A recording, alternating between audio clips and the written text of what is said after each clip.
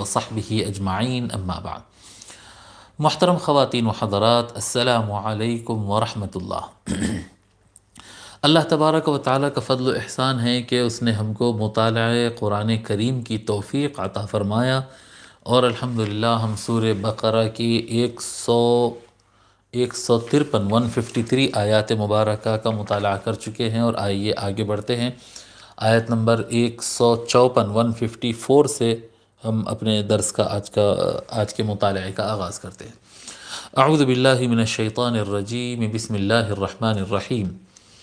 ولا تقولوا لمن يقتل في سبيل الله اموات بل احیاء ولكن لا تشعرون۔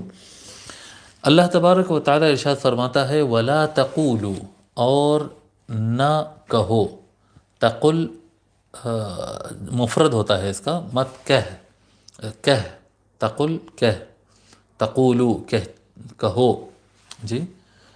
اور نہ کہو اور مت کہو، ولا تقولو، اور نہ کہو، لمن، لی کے لیے، من جو، ولا تقولو لمن یقتل، جو قتل کر دیا جائے، فی سبیل اللہ، اللہ کی راہ میں، سبیل راہ،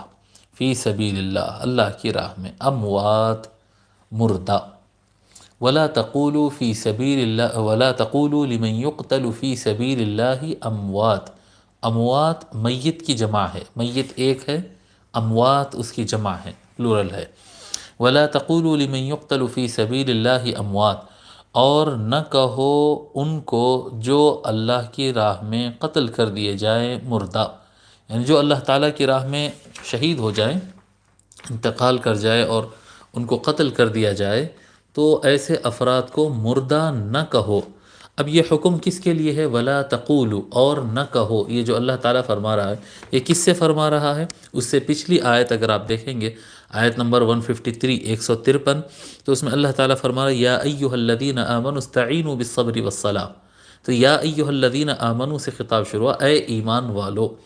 تو ایمان والوں سے ہی خطاب ہے کہ جو اللہ کی راہ میں قتل کر دیے جائیں ان کو اے ایمان والو تم مردہ نہ کہو، بل احیاء، بلکہ وہ زندہ ہے، بل تو بلکہ،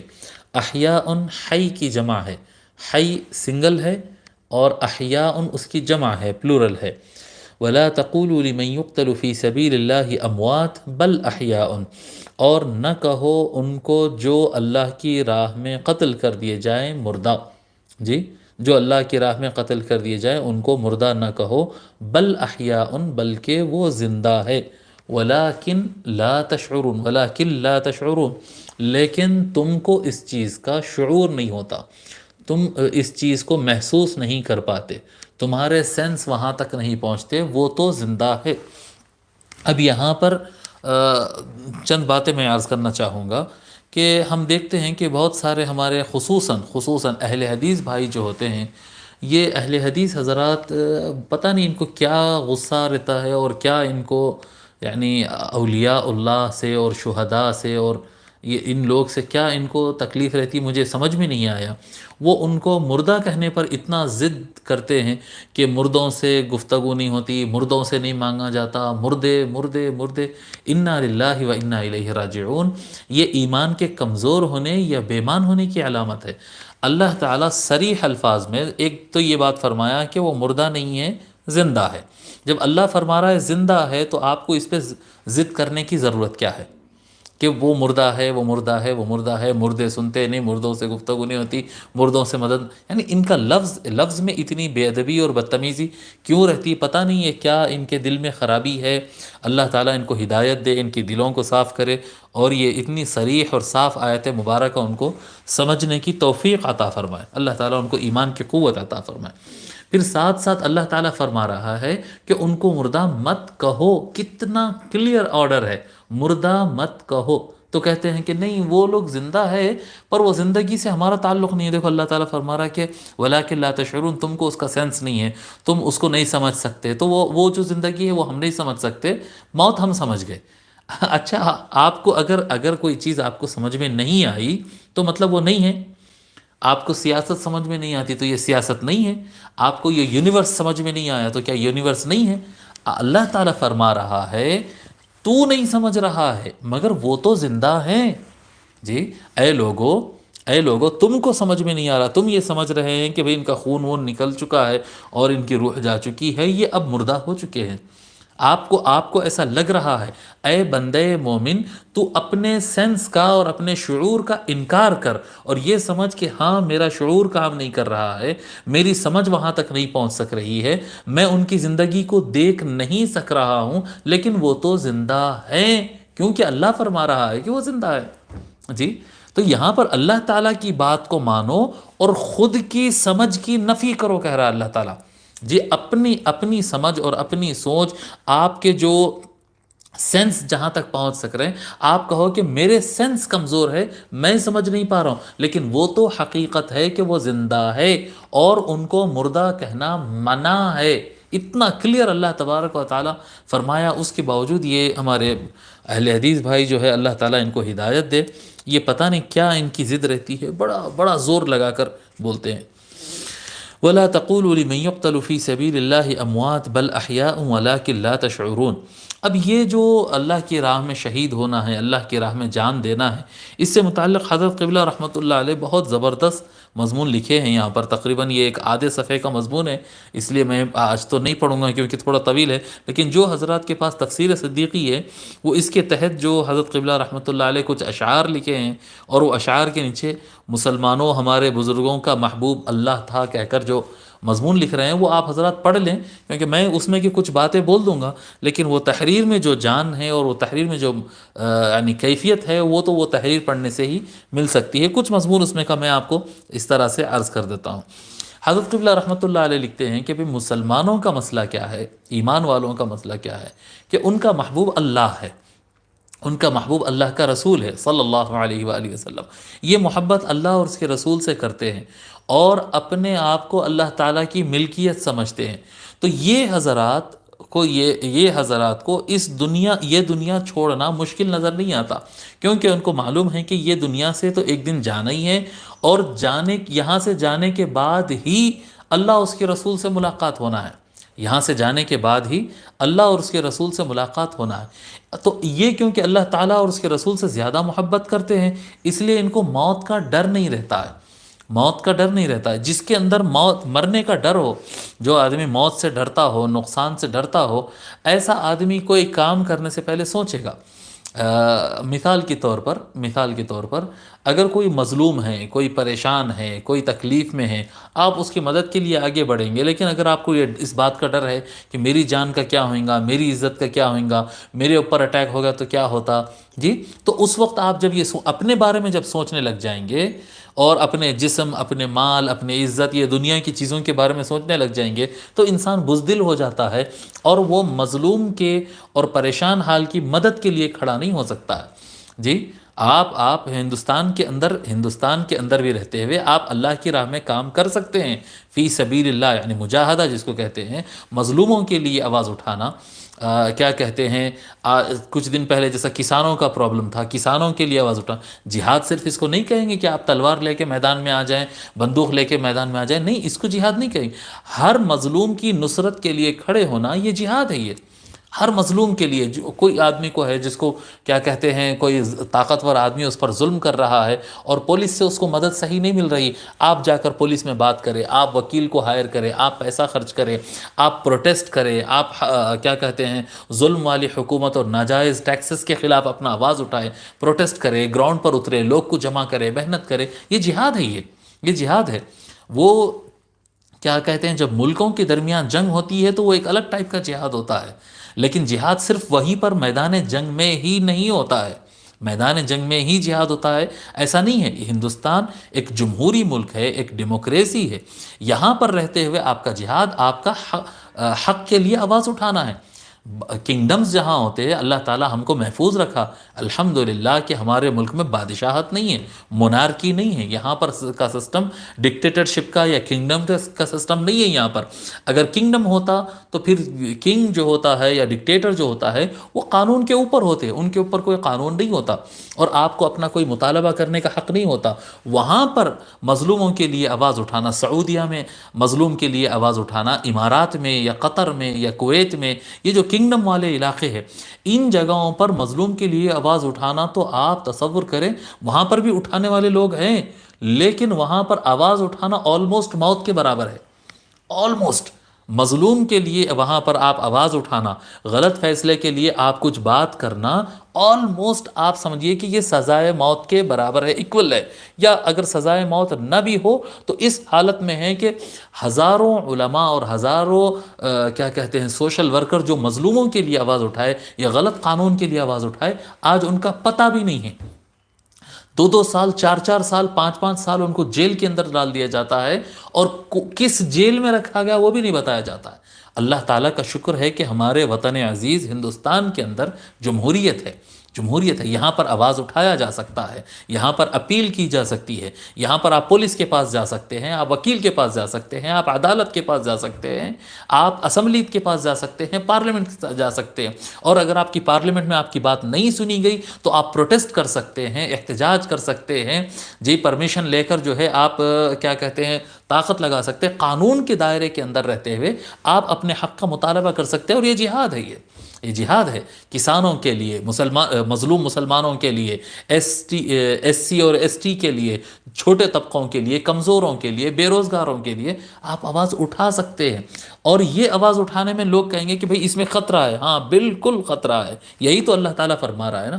یہی تو خطرہ ہے۔ یہ خطرہ مول کر اگر کوئی اپنی جان دے دیتا ہے جی کسی مظلوم کو اس کا حق دلانے کے لیے، کسی عزت دار انسان کی عزت پر ہاتھ اٹھایا جا رہا ہے، اس کی عزت کی حفاظت کرنے کے لیے اگر آپ آواز اٹھاتے ہیں ظالم کے خلاف، اور اس ضمن میں آپ کو نقصان کے آگے تو نقصانوں کی لسٹ ہے، لیکن اگر آپ کی وہاں پر جان بھی اگر چلے جاتی ہے تو اس راہ میں جان دینے والا مردہ نہیں ہوتا، اس راہ میں جان دینے والا زندہ ہوتا ہے، جی زندہ ہوتا ہے۔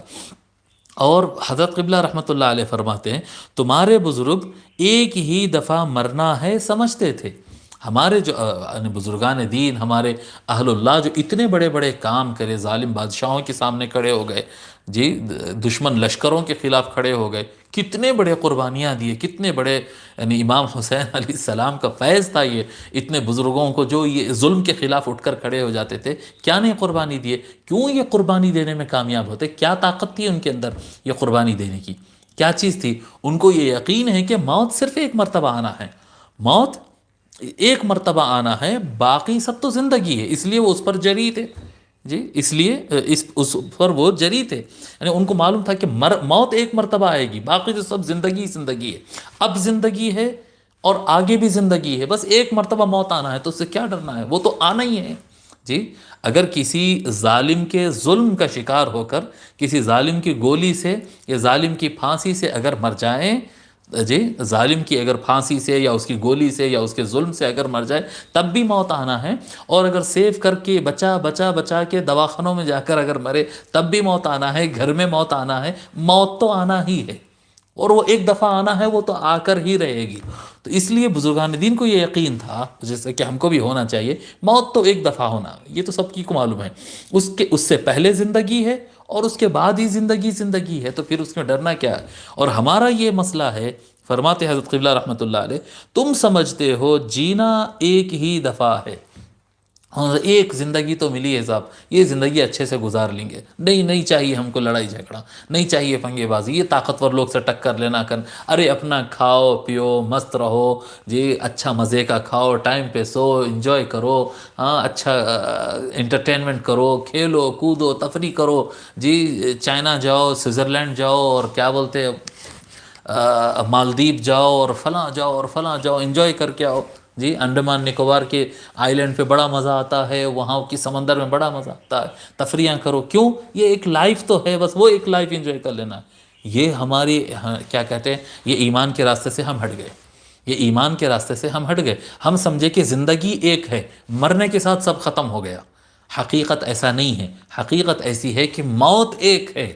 موت ایک ہے، اس سے پہلے بھی زندگی ہے اور اس کے بعد بھی زندگی ہے۔ اگر یہ موت سے پہلے کی زندگی اچھے کام میں اگر لگایا تو وہ فی سبیل اللہ ہو جاتا ہے، اس کے بعد جو موت آتی ہے اس موت کے بعد زندگی ہی زندگی ہے، اور بہت شاندار زندگی ہے۔ اور اگر اس موت سے پہلے کی زندگی فی سبیل اللہ نہیں، فی سبیل النفس ہو گئی، یعنی اپنی خواہشات کی تکمیل کے لیے یہ زندگی ہو گئی، اپنی دنیا کے لیے یہ زندگی ہوگی، اپنی منمانی اور شوق اور مرضی اور اپنا تکبر اور اپنا دبدبہ اور اپنی شہرت اور اپنا پیسہ اور اپنی اولاد اور اپنا میں اگر کوئی کرتا ہوا اس دنیا سے چلا جائے تو وہ فی سبیل اللہ نہیں ہوگا، اس کی زندگی فی سبیل اللہ نہیں ہوگی۔ جب زندگی فی سبیل اللہ نہیں ہوگی تو اس کے بعد آنے والی جو زندگی ہے، موت کے بعد کی جو زندگی ہے، وہ موت سے بدتر ہے۔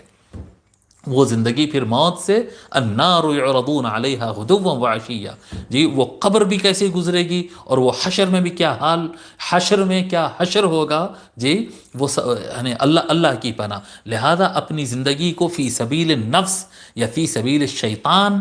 اس میں نہ لگائے، جی فی سبیل اللہ کر دیں، اس کو اللہ کی راہ میں اپنی زندگی لگائے، اور یاد رکھیں کہ موت ایک وقت آنا ہے، موت ایک وقت آنا ہے، اور جہاد اللہ کی راہ میں کام کرنے کو کہتے ہیں، اللہ کی راہ میں کام کرنے۔ اور اس کے لیے میں آپ کو پھر بتا رہا ہوں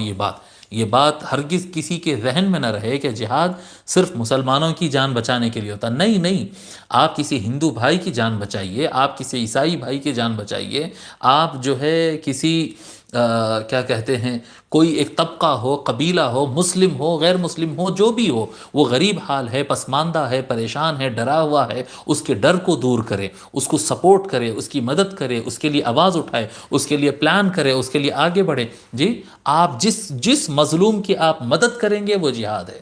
جی جو آدمی مظلوم ہوگا، کمزور ہوگا، پریشان ہوگا، اس کی سائیڈ لینا، جی آپ کا یہ جہاد ہوگا، یہ جہاد ہوگا۔ اور مسلمانوں کو چاہیے، جو اللہ کو مانتے ہو، آخرت کو مانتے ہو، رسول اللہ کو مانتے ہو، ایسے افراد کو چاہیے کہ وہ مظلوموں کے لیے اٹھ کھڑے ہوں، ظالموں کے خلاف آواز اٹھائیں، جو ہوتا وہ ہو، جو ہوتا وہ ہو، کہ موت ایک ہی مرتبہ آنا ہے، اس سے زیادہ نہیں۔ آگے اللہ تبارک و تعالیٰ فرماتا ہے، یہ اس کے اندر مضمون بڑا زبردست ہے، میں کتنے بھی اچھے الفاظ میں بولوں یہ مضمون کے برابر وہ نہیں ہو سکتا۔ وہ آپ حضرات جس کے پاس تفسیر صدیقی ہے وہ ضرور پڑھیں، جس کے پاس نہیں ہو میں تو مشورہ دیتا ہوں ہمیشہ کہ تفسیر صدیقی رہنا چاہیے۔ ترجموں میں پھر میں دہرا رہا ہوں کہ ترجموں میں مجھے سب سے اچھا ترجمہ شیخ الاسلام کا لگتا ہے، شیخ الاسلام علامہ طاہر القادری صاحب کا ترجمہ، کیونکہ میں یعنی ایسا ہوا پر نہیں کہہ رہا ہوں، میں پڑھتا ہوں، میں شیخ الاسلام کا ترجمہ پڑھتا ہوں، حضرت بحر العلوم کا ترجمہ پڑھتا ہوں، اعلیٰ حضرت احمد رضا خان صاحب کا ترجمہ پڑھا ہوں، اور جالندھری صاحب جو اہل حدیث کے بڑے علامہ ہیں ان کا ترجمہ پڑھا، کئی ترجمے میں پڑھا ہوں۔ ترجمہ سب سے بہترین شیخ الاسلام کا، یعنی معنی سمجھتے ہوئے اگر ترجمہ پڑھنا ہے، بعض مضمون یعنی ورڈ ٹو ورڈ اس طرح سے ترجمے ہوتے ہیں، اس میں معنی نہیں کھلتا ہے۔ اگر معنوی ترجمہ اگر دیکھنا ہے، سمجھتے ہوئے پڑھنا چاہتے ہیں، تو شیخ الاسلام علامہ طاہر القادری صاحب کا ترجمہ سب سے بہترین ہے۔ اور تفسیر اگر آپ کو پڑھنا ہے اردو زبان میں تو تفسیر صدیقی آپ کے پاس رہنا چاہیے، اور ہم تفسیر صدیقی تو پڑھ رہے ہیں روزانہ، ساتھ میں سپورٹ پر شیخ الاسلام کا ترجمہ اور امام نصفی رحمۃ اللہ علیہ کی تفسیر بھی رکھے ہیں، لیکن جو مضمون بحر العلوم رحمۃ اللہ علیہ کی تفسیر میں ہیں وہ بہت کم تفاسیر میں ہی مل سکتا ہے، یہ کافی تفاسیر کا نچوڑ ہے۔ بہرحال اللہ تبارک و تعالیٰ یہ فرماتا ہے پہلے کہ جو اللہ کی راہ میں قتل کر دیے جائے ان کو مردہ نہ کہو، بلکہ وہ زندہ ہے لیکن تم اس کا شعور نہیں رکھتے، تم نہیں سمجھ پاتے۔